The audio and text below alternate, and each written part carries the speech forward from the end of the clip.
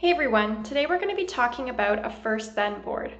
A First Then board is a visual support that you can use at home to help motivate your child to engage in tasks that maybe they don't want to do, like a chore or a daily living task like brushing their teeth or washing their face, or even a schoolwork task.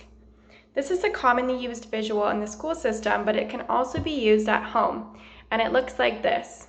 So you'll notice on the left side there's a box that says first, and on the right side there's a box that says then. What you want to do is put a picture under the first side that shows your child what activity you want them to do. So again, this could be that task that maybe they don't want to do, like a schoolwork task. On the then side, that's where you're going to tell your child that they get to pick a really fun activity that they enjoy to do afterwards as a reward. It could be something like playing on the iPad, doing some coloring, or riding their bike outside.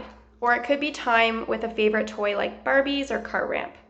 You want to make sure that the choices that you give to your child for the then side are items or activities that are really exciting for your child. And you can give them a couple choices to choose from that are available at that time. So if I was to use this with a child who is here, it might look like this. So I'm going to put that first task already on the visual when I approach the child.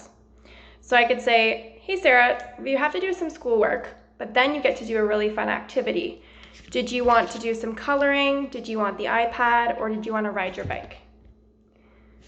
So Sarah chooses the iPad. So I'm going to put that picture on the visual. And then I'm going to say, okay, Sarah, so take a look. First, we're going to do some schoolwork, but then you get the iPad, okay? That way, the student can see and hear what the expectation is. Once they've done their schoolwork, then you immediately give them their chosen reward, like the iPad, so that they begin to learn that some of those tasks that maybe they don't want to do are always going to be followed by a preferred activity or toy.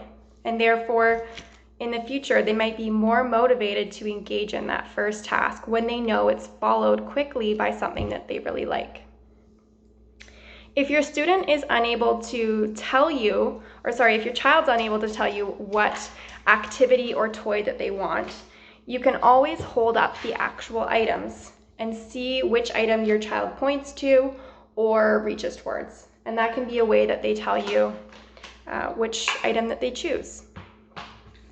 If you don't have a First Then board like I've just shown you at home, that's okay. You can always draw it on a piece of paper like this, making sure you have those two boxes with first and then written out.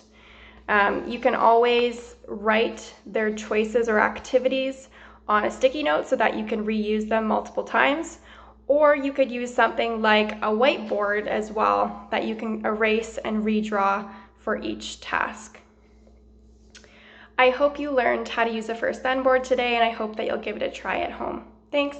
Bye-bye.